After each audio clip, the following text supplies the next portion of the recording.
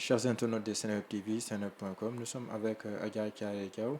Adja Thiaré Diaw, la jeune fille qui accuse Kaliphone de tentative de viol. Adja Thiaré, bonsoir. Bonsoir. On va faire l'économie de plusieurs questions dont vous avez parlé, notamment de ce qui s'est réellement passé cette nuit-là entre Kaliphone et vous. Mais il y a une question qui nous taraude. Comment est-ce que vous vous sentez après toutes ces péripéties? Je dois dire que je ne me sens pas bien, je suis traumatisée et j'ai plus une vie normale comme avant. Avant, je pouvais sortir, prendre les transports, sortir normalement et maintenant je ne peux plus parce que même si je suis dans une voiture, tout le monde me reconnaît et les gens me regardent tout le temps. Ils peuvent même avancer et se retourner et me regarder. Il y a des gens, des fois quand je suis dans une voiture seule et que ma mère n'est pas là, il y en a qui entrent leur tête et qui disent des trucs. Aujourd'hui par exemple, il y a une dame qui a dit à ma mère, c'est elle la fille qu'on a violée. Donc je me sens harcelée de partout, surtout sur les réseaux. Euh, j'ai entendu beaucoup d'insultes. Les gens me traitent de pute, de tout. Donc je me sens vraiment harcelée, traumatisée et pour moi c'est pas une vie. Et Selon vous, j'arrive pas à dormir la nuit. Et voilà, je me sens plus bien. selon vous, qu'est-ce qui explique que des gens puissent tenir des propos irrespectueux à votre encontre? Je ne sais pas, Est-ce que ce n'est pas lié à la position de Californie qui a avancé certaines accusations contre vous? sûrement. Maintenant, racontez-nous ce qui s'est passé à la gendarmerie quand vous êtes parti pour vous plaindre. Comment vous avez été traité, comment vous avez été accueilli? Déjà, le premier jour, quand je suis allée à la gendarmerie, ils nous ont pas enregistrés.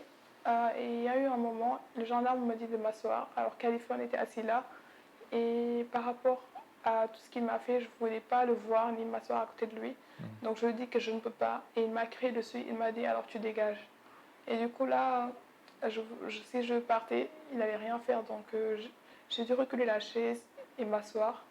Et ça m'a traumatisée.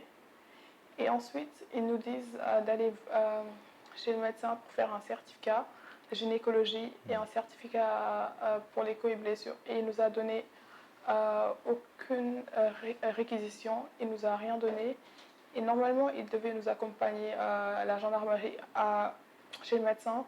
Ils n'ont rien fait. Et la nuit, ils ont relâché Caliphone. Donc, je trouve pas ça normal. Et le lendemain, quand ils me posent des questions et que je raconte tout, ils me disent que c'est pas vrai. Il ne m'a pas pénétré les doigts alors que le gendarme, il n'était pas là. Il me crie dessus, il me dit qu'il peut accepter les coups et blessures, mais pas la question du viol.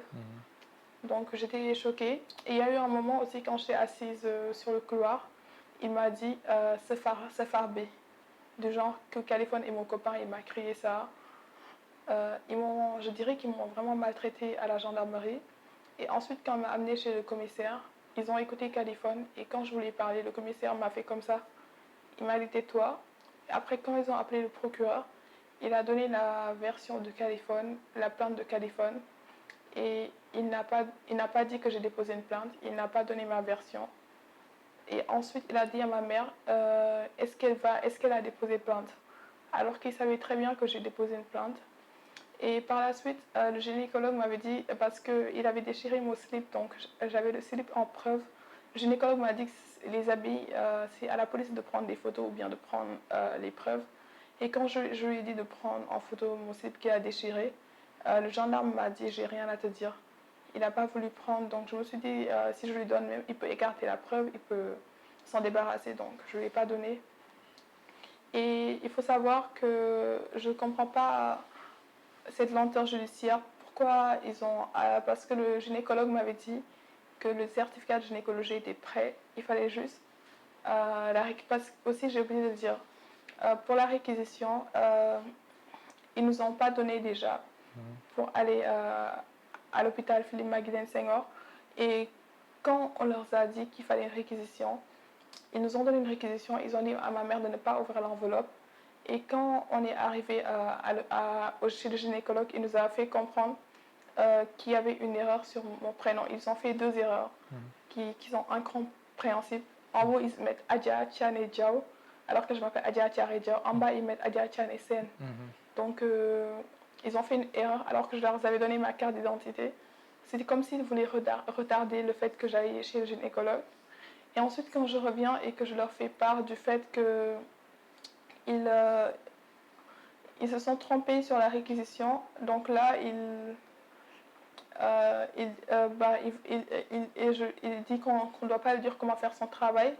Et après, il va refaire une autre réquisition. Et là, il y aura un accent sur mon prénom. Et il va oublier le premier prénom de ma mère. Et quand on va le dire, il va dire que il ne va pas le changer. Soit on prend, soit on fait, je sais pas, soit on se débrouille. Donc on l'a pris.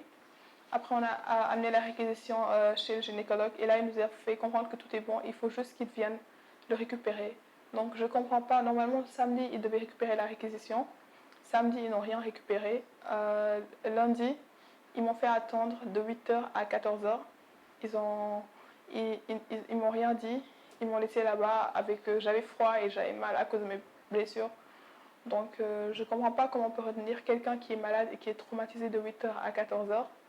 Et ensuite, le mardi, quand ils disent qu'ils ont enfin reçu les résultats,